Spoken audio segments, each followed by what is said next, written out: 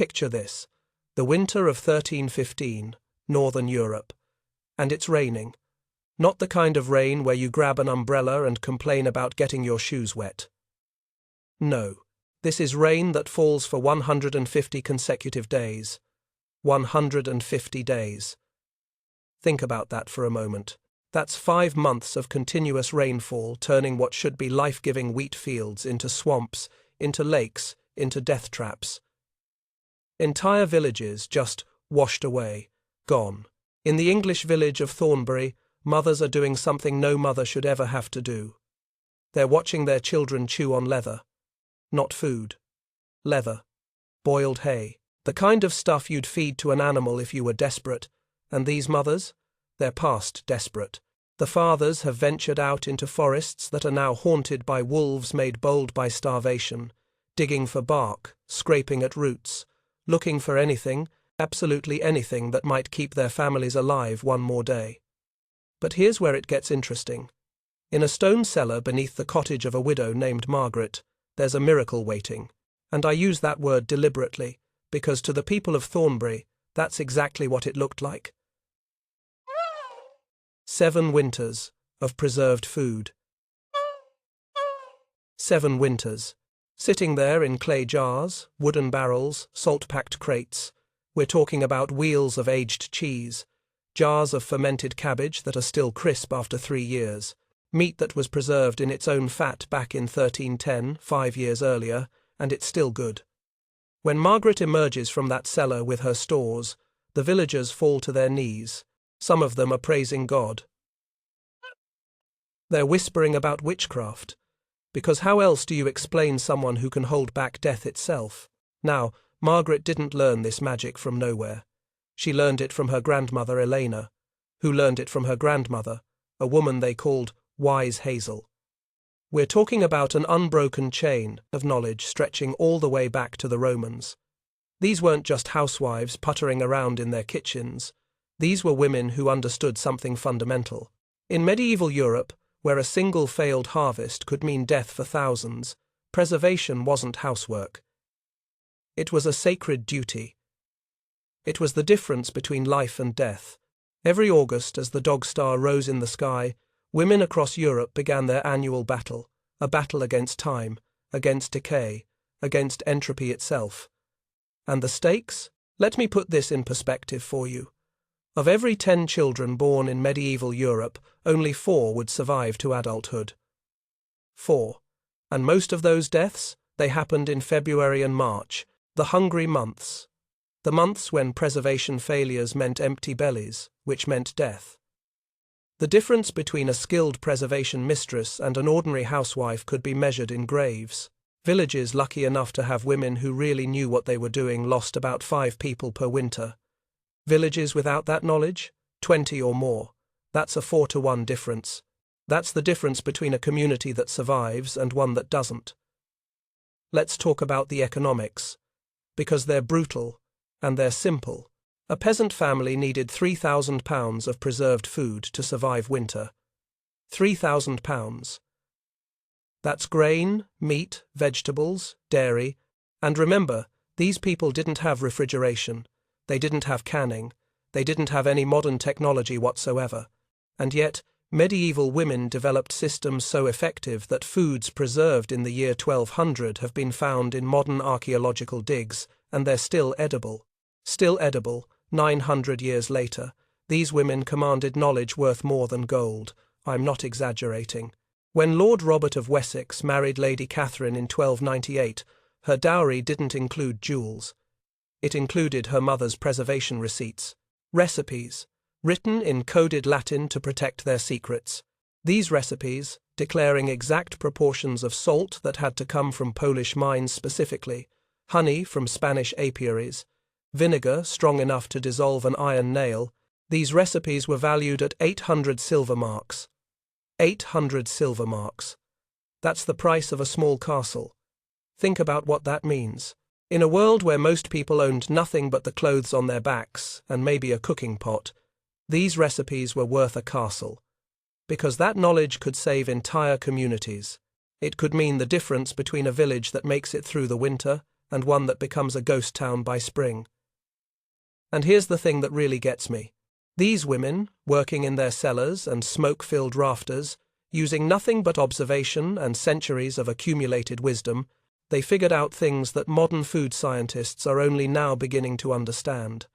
They didn't know about bacteria, they didn't know about pH levels or lactobacillus cultures, but they knew, through pure trial and error passed down through generations, exactly what worked.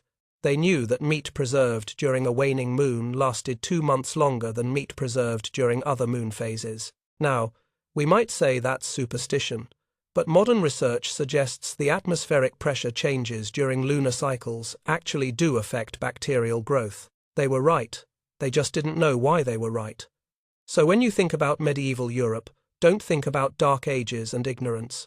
Think about women like Margaret and Elena and Wise Hazel, standing in their cellars, holding back winter, holding back death itself, with nothing but salt and smoke and knowledge that was quite literally worth more than gold.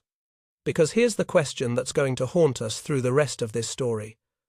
What happened to all that knowledge? We live in a world where winter means nothing.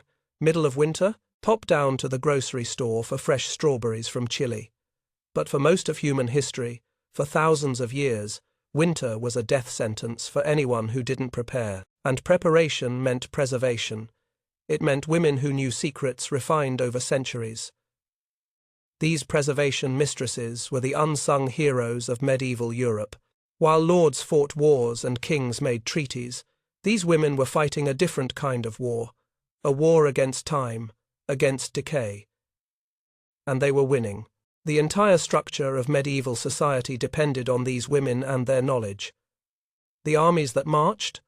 They marched on preserved food. The castles that held out during sieges? They held out because someone knew how to make food last. The villages that survived? They survived because they had a Margaret or an Elena or a Wise Hazel. But knowledge like this is fragile. It lives in human memory, in demonstration, in the careful teaching from grandmother to granddaughter. Most of these women couldn't read or write, and even when recipes were written down, like Lady Catherine's in coded Latin, they were kept secret, protected like treasure. So, what happens when those human chains break? What happens when the women who know die before they can pass it on? That's the story we're about to tell. 700 feet underground. That's where we need to go to understand the next part of this story. Deep beneath the city of Krakow, in salt mines that stretch down, down, down into the earth. And every September, women descended into these mines on rope ladders. Think about that for a second. Rope ladders, 700 feet down, in the dark, in the choking dust. These weren't professional miners. These were miners' wives and daughters. They wrapped their faces in vinegar-soaked cloth to protect against the dust that could shred your lungs, and they went down into those mines to harvest white gold. That's what they called it, white gold, salt.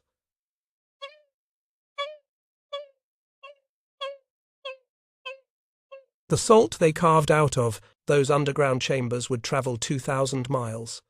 2,000 miles. From Poland to Norway to preserve cod, to Spain to preserve ham. This wasn't just a local operation. This was the supply chain that kept Europe alive. And the salt was so valuable that if you stole a single pound, they'd nail your ear to the pillory. 1 pound. Your ear. Nailed. Now, there was a woman named Anna of Wieliczka, who ran entire underground preservation chambers carved from solid salt. Solid salt. Imagine that. You're standing in a room where the walls, the floor, the ceiling, everything is salt. And in those chambers, meat could last 7 years without spoiling. 7 years. Anna's records from 1328 still exist. We can read them today. She supervised the preservation of 40,000 pounds of beef for King Władysław's army. 40,000 pounds, and she didn't just throw salt at it and hope for the best. She used precisely 17 pounds of salt per 100 pounds of meat. Precisely. Mixed with crushed juniper berries and dried thyme. She knew exactly what she was doing. But here's what really gets me about Anna and women like her. They were working with invisible forces they couldn't possibly understand. They didn't know about bacteria. They didn't know about osmotic pressure.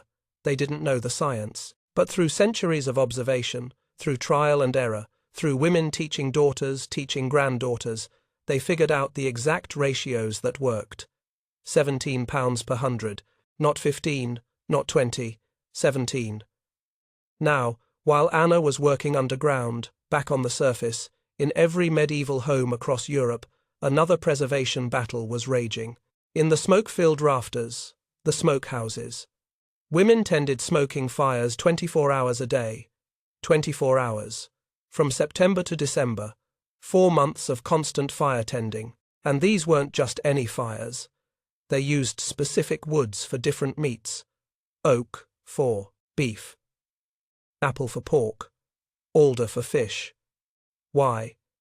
Because they'd learned over generations that different woods created different flavors, different preservation qualities. The process required constant vigilance. Too hot, and the meat cooked instead of cured. You've got food for a week instead of food for a winter. Too cool and rot set in. You've got poison instead of preservation. The temperature had to be just right. The smoke had to be just right. Everything had to be perfect. And who was checking all this? Young girls. Some as small as 7 years old, climbing among the hanging hams in the rafters, turning each piece daily to ensure even smoking.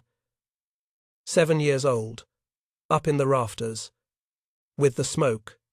Every single day. There was a woman, Goodwife Millicent of York, whose skills literally saved her city during the siege of 1319. She could determine by smell alone whether meat would last 1 winter or 5 winters. By smell. She taught her daughters to read smoke the way other people read books. White smoke meant the fire was too young, blue smoke too hot. But the perfect thin grey wisps that preserved meat for years, those required constant adjustment of airflow and wood placement. Constant adjustment. This wasn't set it and forget it. This was a skill that took years to master. Decades. And the women who mastered it? They were invaluable. But we're not done yet, because salt and smoke, as crucial as they were, weren't the only weapons in these women's arsenal. There was something else. Something that sounds almost like alchemy. Fermentation. In convents across Europe, nuns perfected techniques that turned cabbage into sauerkraut that prevented scurvy, milk into cheese that lasted years, grape juice into vinegar strong enough to preserve anything it touched. These weren't accidents. These were carefully controlled processes passed down through generations of holy women who understood that preservation was a form of service to God. Sister Agatha of Fontevraud Abbey documented in 1312 how her convent's fermented vegetables saved 800 plague victims who had lost all other food sources. 800 people, saved by fermented cabbage. The process she used required precise timing. Cabbage submerged in salt brine for exactly 21 days at cellar temperature. Exactly 21 days. Weighted down with river stones that had been blessed by the priest. Too long, and it turned to mush. Too short and dangerous bacteria survived. The margin for error was razor thin. And here's what blows my mind. The lactobacillus that made fermentation work? It was invisible, unknown, microscopic. These women had no idea it existed. No microscopes. No germ theory. No understanding of microbiology whatsoever. Yet they understood its behavior through centuries of observation. They knew that ferments started during a full moon produced more sourness. They knew that copper vessels created poison. They knew that a single unwashed hand could destroy an entire batch. How did they know these things? Because someone, somewhere, generations ago, had made those mistakes. And the knowledge of those mistakes, the solutions to those problems, got passed down. Mother to daughter. Nun to novice, mistress to apprentice. This was knowledge written not in books but in survival. Every technique, every precise measurement, every specific timing, it was all purchased with human lives. Someone died because they used copper instead of clay. Someone lived because they waited 21 days instead of 20. And those lessons, those hard-won, blood-bought lessons, became the curriculum for the next generation. Think about the trust required here. You're a young girl learning fermentation from your mother. She tells you that you must wait exactly 21 days, not 20, not 22, 21. She can't tell you why. She doesn't know why. She just knows that's what her mother taught her, and her grandmother taught her. Mother. And you need to do exactly what she says, or people will die. That's not cooking. That's not a recipe. That's a sacred trust. That's the weight of generations on your shoulders. And if you mess it up, if you don't pay attention, if you think you know better, winter will kill everyone you love. So these women, in their cellars and their smokehouses and their abbey kitchens, they weren't just preserving food. They were preserving their families, their villages, their entire way of life, with salt from 700 feet underground, with smoke in precise shades of grey, with invisible bacteria they couldn't see but somehow understood. And the question that should be haunting you right now is this: how did they develop 7 distinct techniques for conquering winter? What were these 7 sacred methods? That's where we're going next.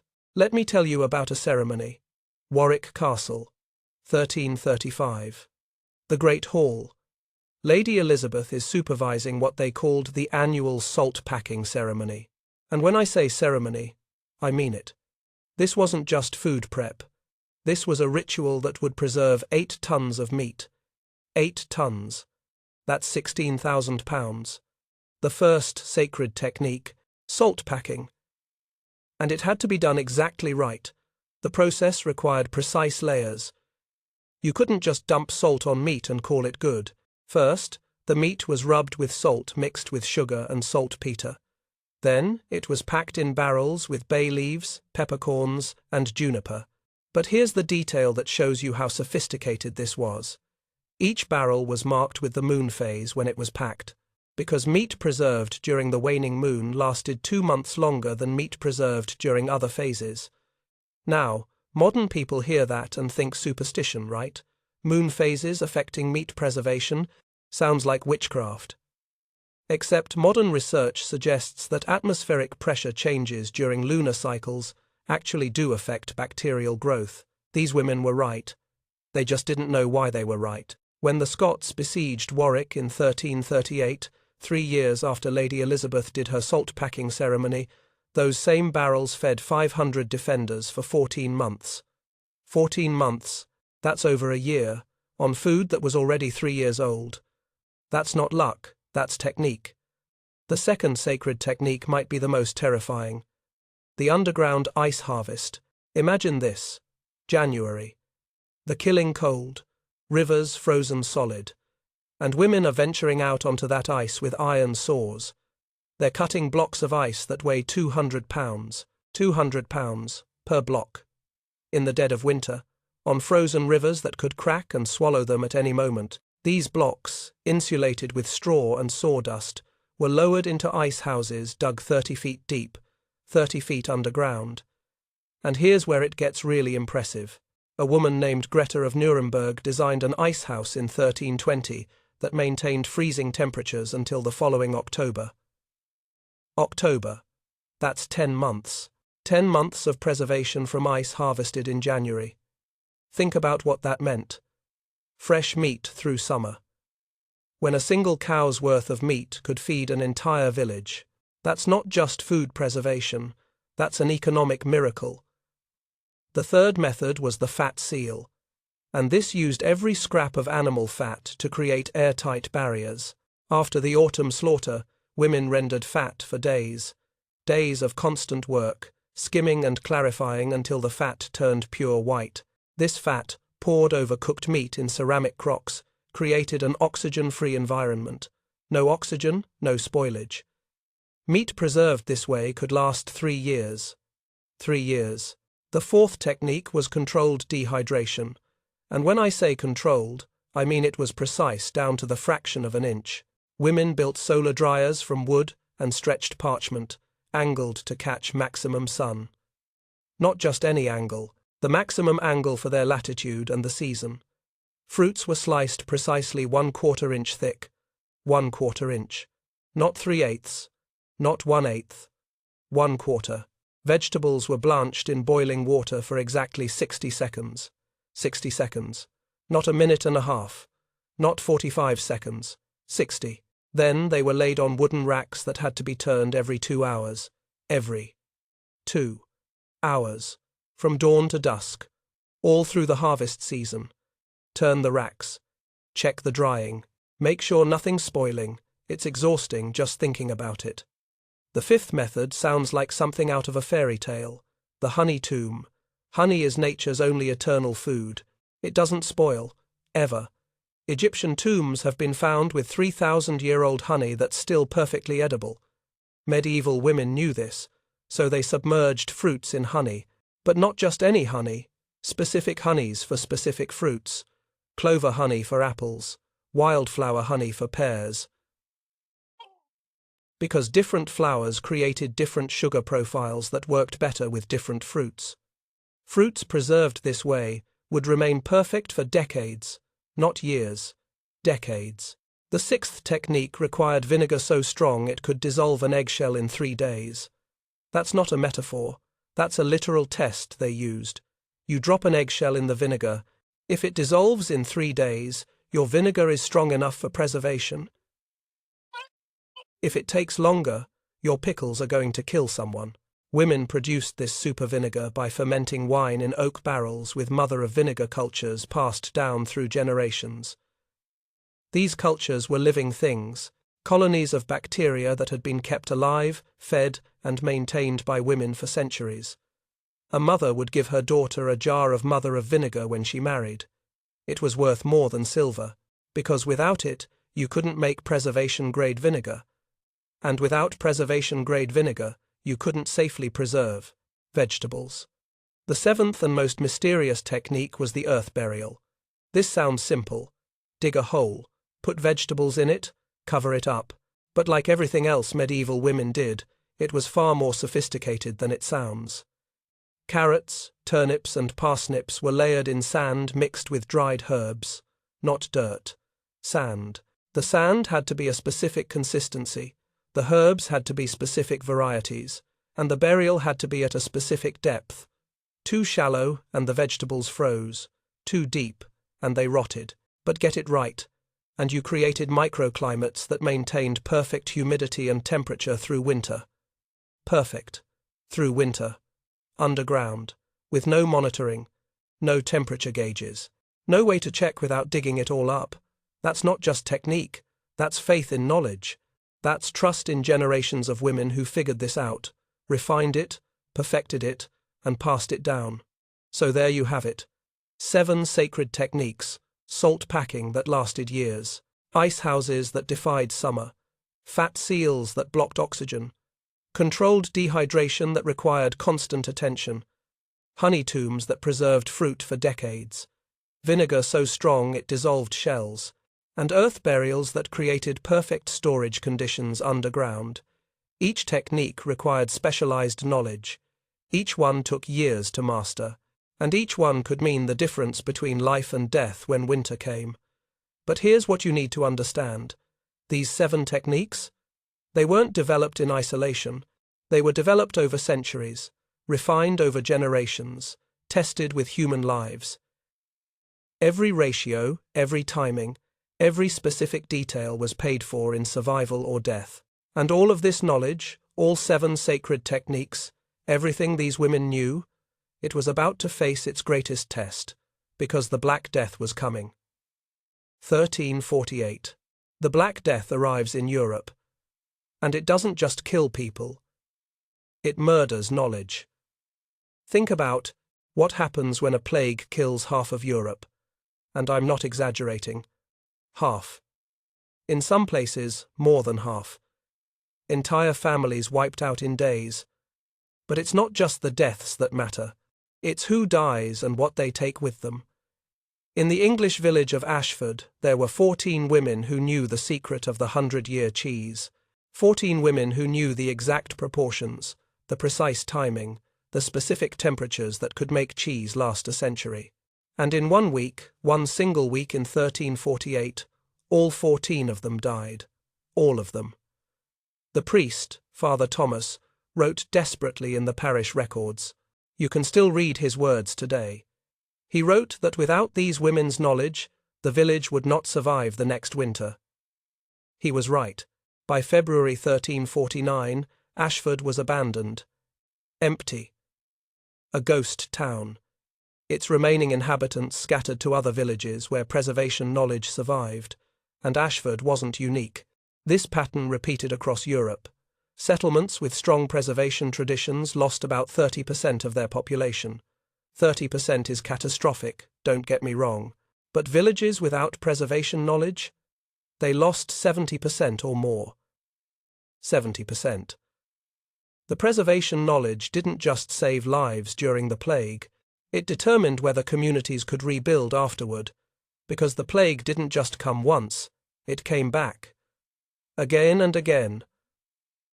1348, 1361, 1369, wave after wave after wave, and each time it came, more knowledge died with the women who carried it. But if you think the Black Death was bad, wait until you hear about what came next, the Little Ice Age.